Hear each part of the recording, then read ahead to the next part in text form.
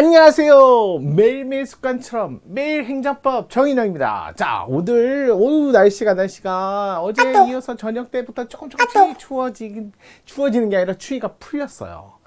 그러다가 또 저녁만 되면 좀 쌀쌀해져요. 그러니까 일단은 어느 정도 감안하셔갖고 아침 저녁 낮하고 저녁 기온이 조금 차이가 많으니까 그건 정리를 하시는 게 좋을 것 같습니다. 일단은 오늘 행정법 문제 뭔지 바로 가볼게요. 행정법의 1번 원칙. 1번 타자 나왔습니다. 볼게요. 1월 15일 수요일입니다. 소방 승진 경위 문제였어요. 11월 달에 있었던. 요 문제 한번 살펴볼게요. 행정법 1번 원칙. 가장 기본이죠. 행정법 1번 원칙. 행정기본법 8조부터 12조까지 쫙 있는데 한번 살펴보고 그 다음에 정리할게요. 행정법의 1번 원칙입니다. 일단은 행정기본법에 이제 근거를 두고 있어요. 행정기본법 8조에 일단은 법치행정이다 해서 법치행정, 물론 조문은 하나지만 법률유보, 법률우의, 유보, 그 다음에 법률우의, 우의. 이렇게 규정이 더 있고 그 다음에 이제 9조부터 평등원칙,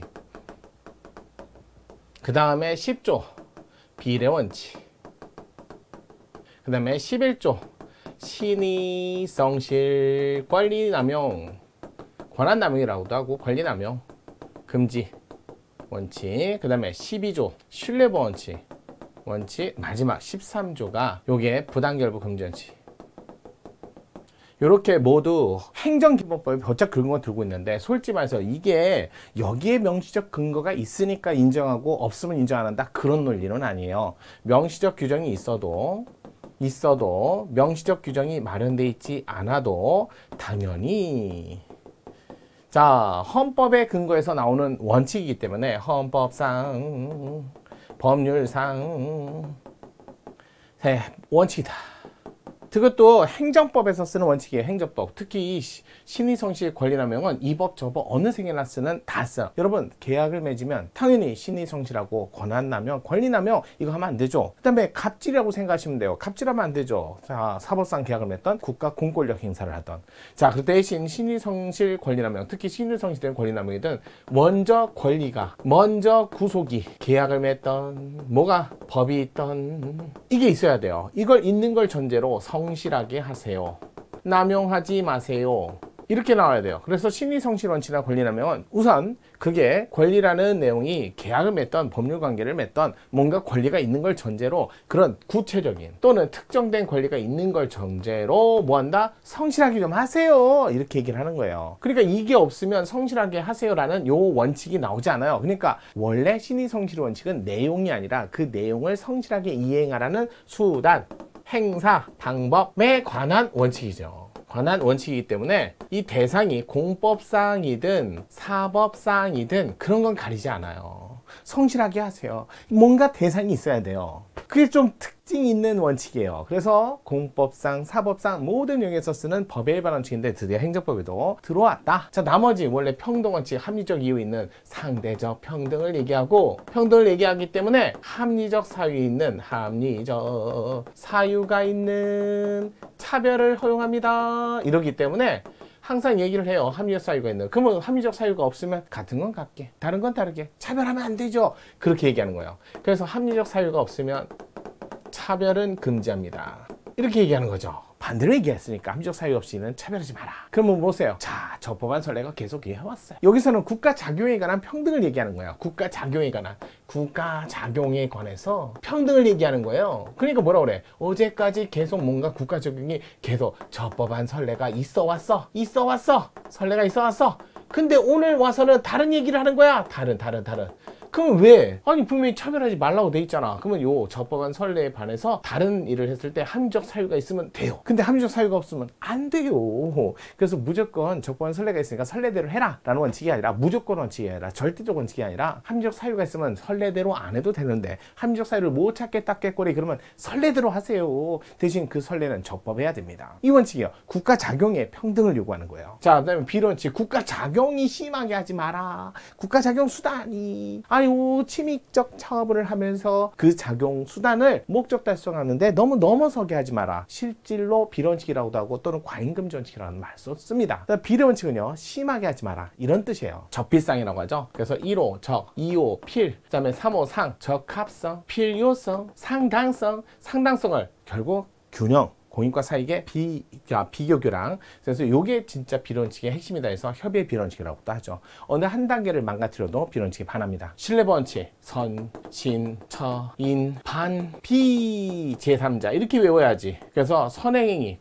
청의 공적인 견해 표명. 청은 권한 분쟁에 구애받지 않는다. 공적인 견해 표명, 견해만 그것도 외부적 표명이 있어야지. 행정규칙과 조한대, 재량규칙과 조한대 거기에 근거한 외부적 작용이 있어야 된다는 거죠. 그러고 나서 자 상대방이 보호 가치는 신뢰, 처리행위 이거 상대방이 갖춰야 되고 이제 와서 충돌, 선행행위에 반하는 인과관계, 선신, 처, 인과관계는 피해인데 선행행위에 반하는 후행처분 이거 충돌해야지. 그로 인해서 인과관계는 피해가 발생하고 마지막 비교교량은 제3자 모두가 올라와서 공익과 사익 제3자 모두를 형량을 해야죠. 부당결부 금지원칙, 실질적 관련 없는 의무를 부과하지 마세요, 강제를 하지 마세요 이런 뜻이죠. 같은 말이잖아요. 실질적 관계없는 의무를 부과하거나 강제를 하지 마세요. 부당결부 금지원칙. 이거 짤막짤막하게 조문 위주로 지금 설명드린 거예요.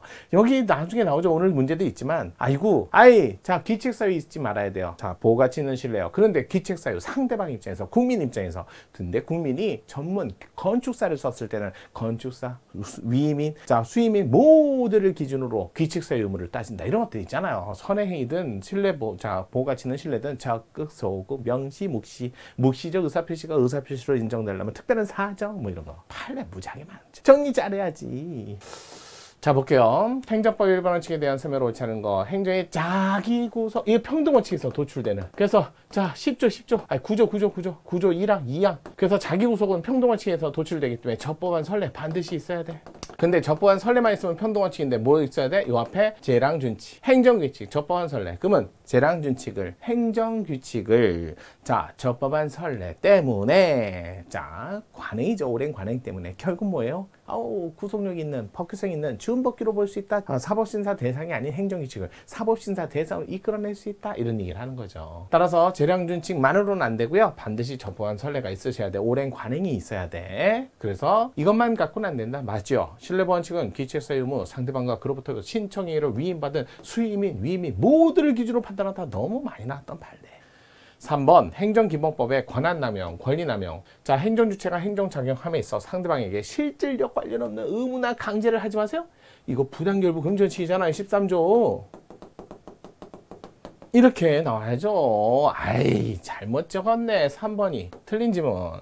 4번 신뢰원칙은 행정청이 공적 견해 표명을 할 당시 그대로 유지됨을 전제로 적용하는 원칙이므로 사후에 그 같은 사정 변경 1호 사정 변경이 있을 때 법을 위반해라고 그건 신뢰는 안 되죠. 따라서 그 공적 견해가 더 이상 개인에게 신뢰 대상이 된다고 보기 어려울 만큼 특별한 사정이 없는 한 행정청은 그 견해 표명에 반하는 첨언을 하더라도 신뢰 원칙에 위반된다고 할 수 없다. 그걸 사정 변경 사건. 옳은 집은 자 그래서 정답이 3번이었습니다. 여러분 날씨가 오락가락 하는데 여러분도 오락가락 하지 마시고 꾸준하게 정인영과 함께 하시면 돼요. 오늘 매일 행정법 정인영 1월 15일이었습니다.